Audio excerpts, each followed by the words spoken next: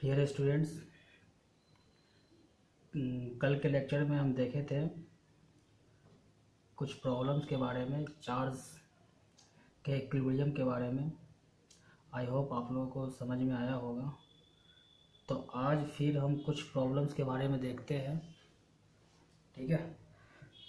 तो सबसे पहले जो कल हम देखे थे उसको हम रिकॉल कर ले थोड़ा। तो आप देखे थे कि आपका कोई दो चार्ज था। यदि आपका चार्ज दो है, दोनों यदि आपका सेम पोलैरिटी का है, +Q1 एंड +Q2, तो आप थर्ड चार्ज जो है कहाँ पे रखेंगे? Such that charge in equilibrium. तो ये आप, यदि आपका लाइक चार्ज था तो आप इसके बीच में कहीं पर रखते थे। यदि आपका चार्ज मान लीजिए अनलाइक है, आपका ये +Q1 है, मान लीजिए कोई चार्ज है -Q2, तो ये दो चार्ज है, तो यहाँ पे अपन थर्ड चार्ज कहाँ रखेंगे? जो चार्ज आपका इक्विलिब्रियम में होगा, तो वो पॉइंट आपको आ रहा था,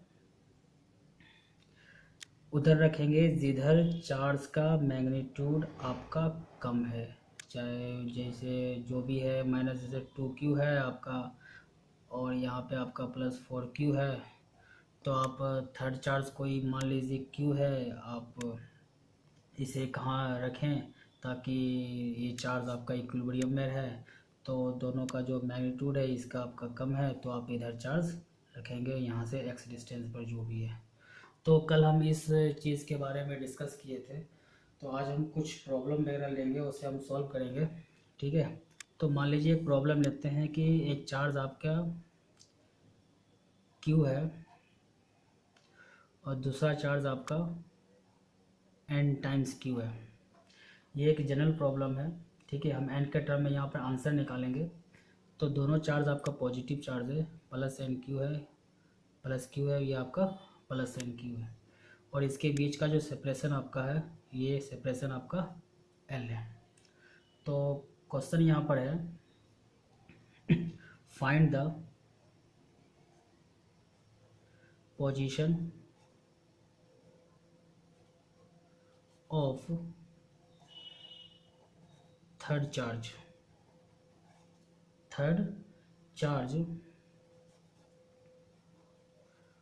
of magnitude Q such that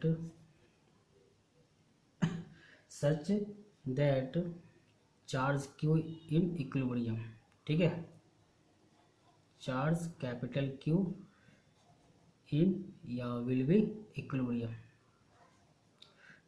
तो ये आपका क्वेश्चन है कि आप Q चार्ज को, इसका पोजीशन निकालना है ताकि आपका चार्ज इक्विलिब्रियम में हो। चलिए इस प्रॉब्लम को हम सॉल्व करते हैं। तो अपन क्या करते हैं कि दोनों चार्ज आपका लाइक है। आप जानते हैं कि चार्ज जब लाइक है तो आपका वो जो पॉइंट होगा, जो पोजीशन होगा, दोनों चार्ज के बीच में ही होगा। तो आप क्या कर लीजिए, यहाँ से आप x डिस्टेंस पर वो पॉइंट मान लीजिए जहाँ पे आप चार्ज Q रखे हैं। तो ड्यू टू दिस चार्ज, जो Q चार्ज जो फोर्स एक्सपेंस करेगा वो इस डायरेक्शन में करेगा। तो ये फोर्स को आप मान लीजिए F1, और ड्यू टू NQ जो चार्ज इस पे फोर्स लगा, वो फोर्स आप इधर लगेगा, इस फोर्स को आप मान लीजिए F2। तो इक्विलिब्रियम में होने के लिए F1 का जो मैग्नीट्यूड है और F2 का जो मैग्नीट्यूड है, दोनों इक्वल होना चाहिए। डायरेक्शन आपका अपोजिट है ही, तो नेट फोर्स तो आपको जीरो हो ही जाएगा वहाँ पे। चलिए F1 निकालते हैं हम लोग। F1 निकल जाएगा 1/4πε0 Q into Q upon x²। F2 हो जाएगा फिगर से 1/4πε0, चार्ज Q है और ये चार्ज आपका NQ है, और ये x है, पूरा L है, तो ये डिस्टेंस जो होगा आपका, ये डिस्टेंस हो जाएगा L-x। तो L-x का होल स्क्वायर। तो अब क्या करते हैं, देखिए आपका कुछ टर्म यहाँ पे कैंसिल होगा, आप इसे इजीली सॉल्व कर लीजिए। तो ये कैंसिल हो गया, आपका क्यू, कैपिटल क्यू भी कैंसिल हो गया। तो आपको यहाँ पे क्या बचा, हम इधर काम करते हैं। तो यहाँ बचा 1/x² equals to n over l minus x का होल स्क्वायर। तो ऊपर कर दिए l minus x over x का whole square equals to n, l minus x over x हो जाएगा आपका √n। तो आप जब इसे सॉल्व करेंगे तो आपको यहाँ से x की जो वैल्यू आ जाएगी वो आ जाएगी, x यहाँ पे l/√n+1। आप इसे सॉल्व करके देख सकते हैं, मैंने डायरेक्ट लिख दिया है। इसको आप इधर करेंगे √n टाइम्स x हो जाएगा, माइनस एक्स को लेंगे इधर प्लस एक्स हो जाएगा, दोनों में आप x कॉमन लेंगे तो √n+1 हो जाएगा, x निकाल लेंगे आपको ये निकल गया। तो आप इस टाइप से वैल्यू निकालिए। आप एज ए रिज़ल्ट आप इसे रिमेंबर भी रख सकते हैं, ठीक है। और ऑब्जेक्टिव क्वेश्चन में आप डायरेक्ट इसको अप्लाई कर सकते हैं सॉल्व करने के लिए। तो बस आपको ये देखना है L जो है वो दोनों चार्ज के बीच का डिस्टेंस है, √n+1 n जो है वो दोनों चार्ज, जैसे ये Q चार्ज है ये इसका n टाइम्स है। जब आप रिज़ल्ट याद करेंगे तो आपको इसके साथ बहुत कुछ जो इम्पोर्टेंट पॉइंट है वो आपको यहाँ पे याद रखना पड़ेगा, ठीक है। यदि आप वो याद रखते हैं तो आपका प्रॉब्लम इजीली सॉल्व हो जाएगा। नहीं तो आप ऐसे सॉल्व कीजिए तो आपको आंसर तो आ ही जाएगा वहाँ पे, लेकिन आप रिज़ल्ट याद रख लीजिए, लेकिन रिज़ल्ट के रिगार्डिंग जो आपका इम्पोर्टेंट पॉइंट है यदि आप वो याद नहीं रखते हैं तो फिर आपका रिज़ल्ट भी कोई काम का नहीं आएगा। तो आपको यहाँ पर n समझना पड़ेगा, n क्या है, और ये भी समझना पड़ेगा ये डिस्टेंस x है वो x डिस्टेंस किस चार्ज से है। ये देखो हम लोग लिए थे डिस्टेंस q चार्ज से, मतलब कि दोनों चार्ज में जिसका मैग्नीट्यूड कम है उससे ये x डिस्टेंस है, ठीक है। यदि आपसे प्रॉब्लम में ये पूछा जाए कि आप वो डिस्टेंस निकालें q का NQ से, तो NQ से जो डिस्टेंस होगा वो x नहीं होगा, वो l-x होगा, ठीक है।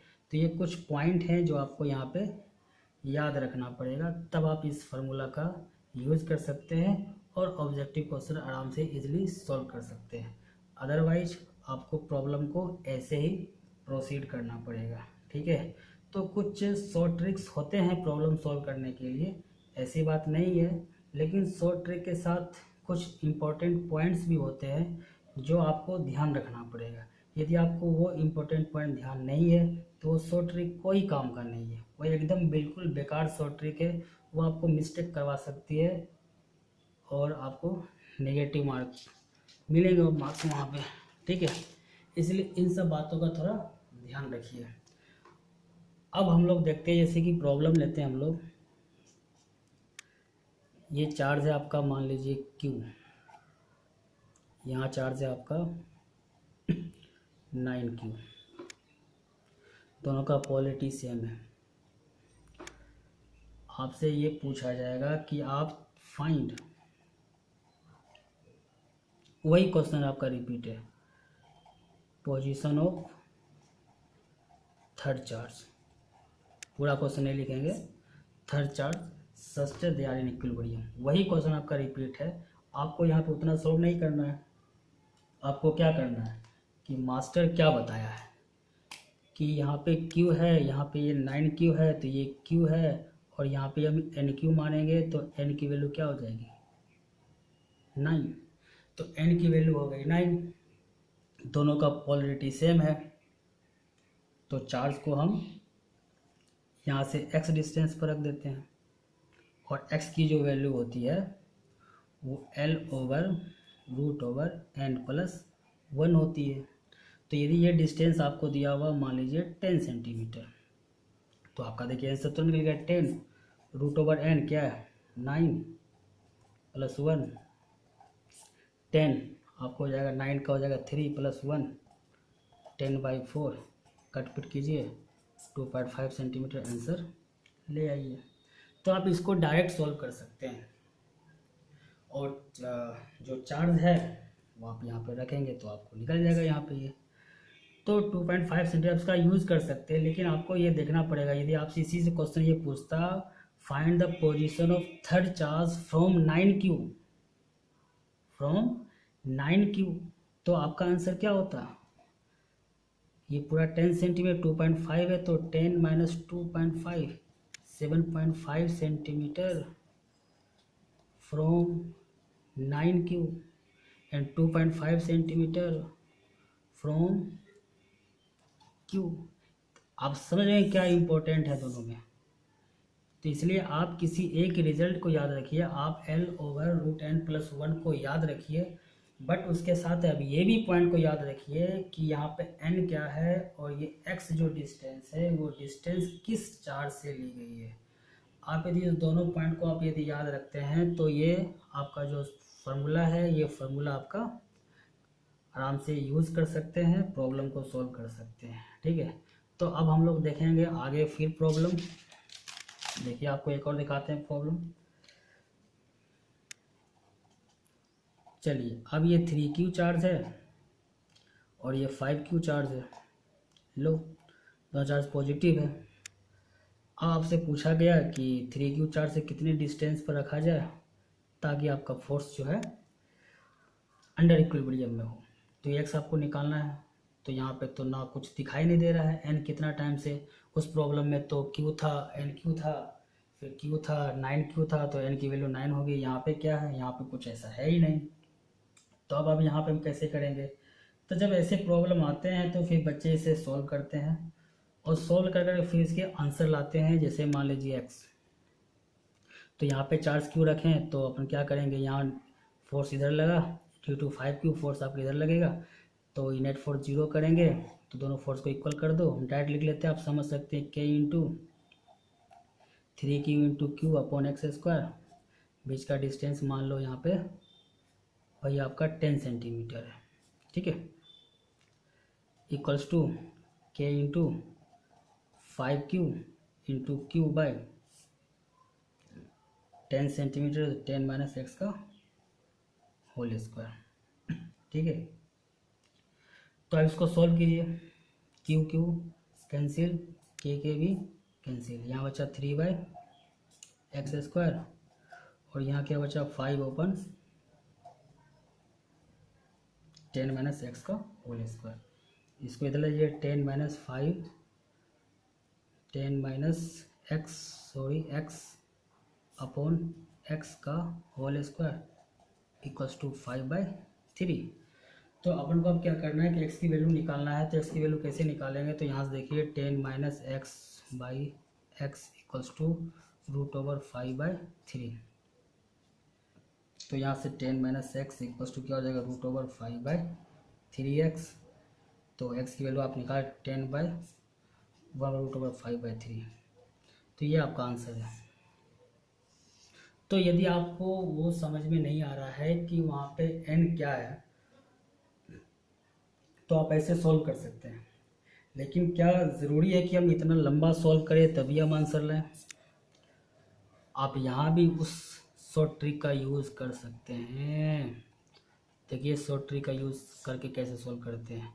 ये 3Q चार्ज है और ये क्या 5Q चार्ज है। अरे भाई साहब, अपने मन में इसको मान लो Q है, तो इस चार्ज को Q के टर्म में ही तो लिखना है। तो इस चार्ज को 3Q के टर्म में कैसे लिखेंगे?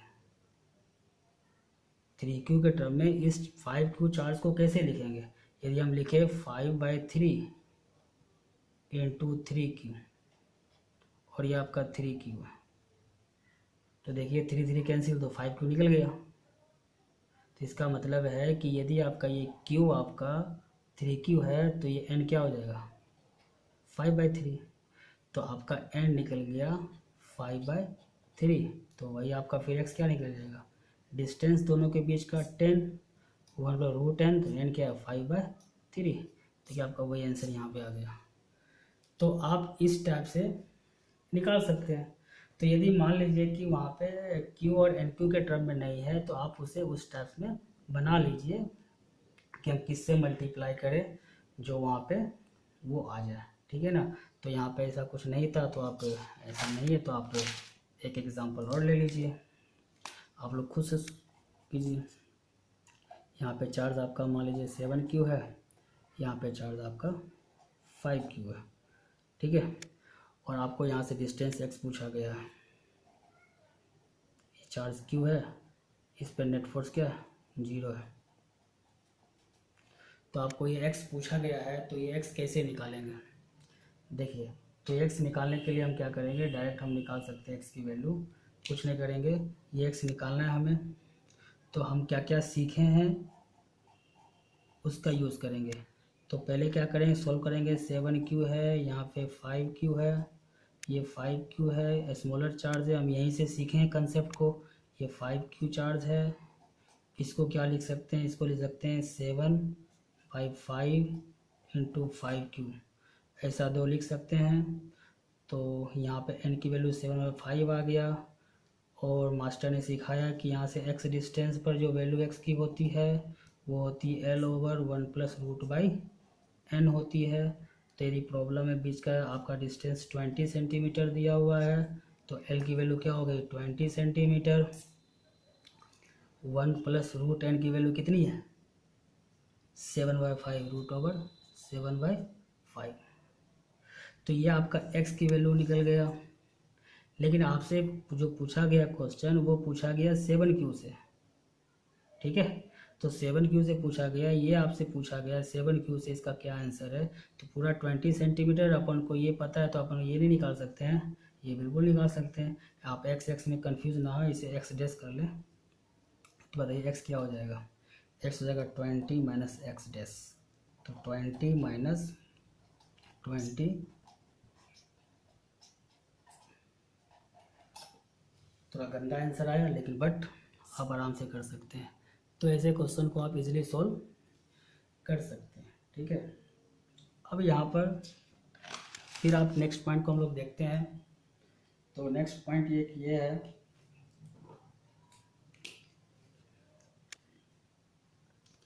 कि मान लीजिए आपका कोई चार्ज यहाँ पर Q है और यहाँ पे भी चार्ज आपका NQ है, बट एक पॉजिटिव है और एक नेगेटिव है। तो एक पॉजिटिव है और एक नेगेटिव है, तो अपन यहाँ पे क्या करेंगे, तो अपन कल के लेक्चर से जानते हैं कि बीच में तो कुछ पॉइंट ही नहीं मिलेगा जहाँ पर नेट फोर्स आपका 0 है। तो आपका क्वेश्चन फिर वही है, find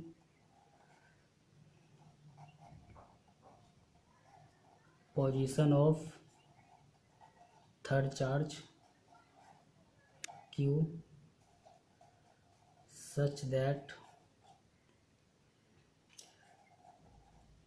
are in equilibrium, they are in equilibrium। तो आपका फिर वही क्वेश्चन है कि आपका वो चार्ज इक्विलिब्रियम में है। तो यहाँ पे चार्ज इक्विलिब्रियम में तो फिर कैसे सॉल्व करेंगे। तो कल के लेक्चर में फिर आपको बताए थे कि आपका जो बीच में कोई रिजल्ट नहीं है, चाहे तो रिजल्ट इधर होगा या तो रिजल्ट आपका यहाँ पे आएगा।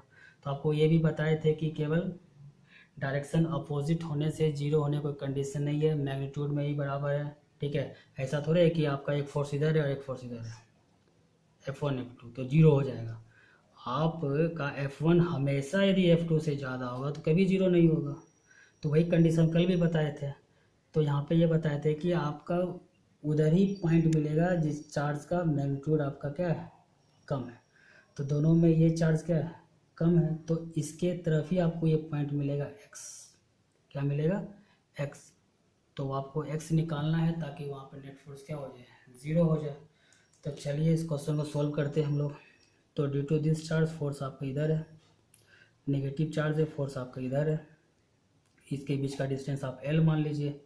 चलिए आप आराम से लिखिए फिगर देख करके, 1/4πε0, ये F1 मान लीजिए, इंटू यहाँ पे कोई चार्ज Q रखते हैं हम लोग, तो Q into Q over x² equals to 1/4πε0।